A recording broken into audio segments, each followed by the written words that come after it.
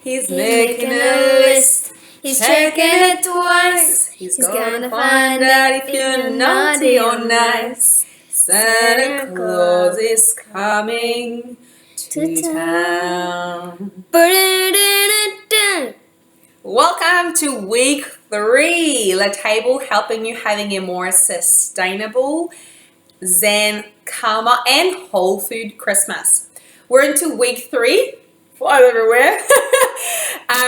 Christmas is fast approaching, and this week I want to tell you a tip and trick to help you bring some whole food during this month of celebration. Now, this month of celebration is a month where a lot of people will feed us. We'll be on the road. We will be going out to functions and parties and restaurants. So there will be a lot of outsourcing of our foods. I want to quickly give you a realistic and simple trick for bringing more whole food and more home food into your month of December. And this trick is meal planning. Now, meal planning and meal preparation may seem a very odd thing to do when we're not in routine mode and on schedule. We tend to meal plan when things are very regimental, when the school year is on, when we're busy and we have the schedule and we know where we are. But December and Christmas is a time of the year we just want to relax. We're just done with the planning and places to be and certain things to organize at certain times. And if you have a busy Christmas in your life, there may be around things, so much things that you need to take care of, that meal planning is the last thing on your list. Well, by bringing this unusual concept at this time of the year may actually help you bring a lot of whole foods into your life at the time of the year where usually it isn't. So meal planning as little or as much as you can. All right, so you can grab a piece of paper. I just love the paper this year. So on week 1, you have searched through and you have shopped home to see what you have. On week 2, you may have prepared a few things in advance. And this week, we're going to put all of that together and meal plan as little or as much as you want.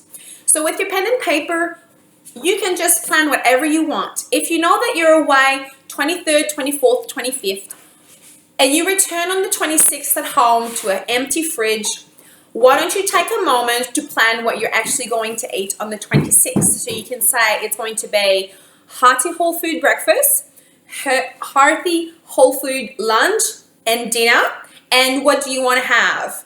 Then, before you go away, you make sure that these foods are available into your home. So you may say something that is going to be a format of sandwiches for lunch, and for dinner it may be some whole food pizza. So before you go away, and at this time of the year now on the 15th, you make that dough, you freeze it, you pre-chop the vegetable, you do like your own little meal kit already in the fridge, already in there. And that's one more whole food meal you'll be having to nourish yourself during this busy period where you'll be eating all over the place. So bringing a bit of planning like this. Now, this is one idea, this is one example that may suit me, but everyone in every family is different. And maybe making a big batch of cooked vegetables and already putting it into the freezer. For me, for my family with 3 people, and we're not going away crazy during this time of the year, I have meal planned, not to the day, but I'm trying to have everything under my roof, at least for 1 week or 2, and know where meals will be. So I don't just leave it up to chance to, oh my gosh, I'm busy, it's crazy, I'm tired. We just came back from being on the road, and now it's just going to be non-whole food choices. All right? So if you are after more ideas to how to make meal planning happening during this time of the year, which may seem a bit crazy for you, but actually it seems like a great option that by planning these little bits, you're just creating a safe little castle where you'll still be finding some nourishing whole foods into your family, even during this crazy period of the year. Leave me a few comments. Maybe just check in with your family situation, because every family is different. For you, it might be choosing a meal format. So it will be a 1-pot pasta on the 27th, because I know we're coming back from grandma, and I'm going to buy the vegetable, have the pasta, and just organize it already. So you may choose your meal format. You may choose a few whole foods that you already want to have in your house available for when you are in and out from these places. So I hope that makes sense to you, and I hope that you are able with this table tip and trick to bring some whole foods into your life,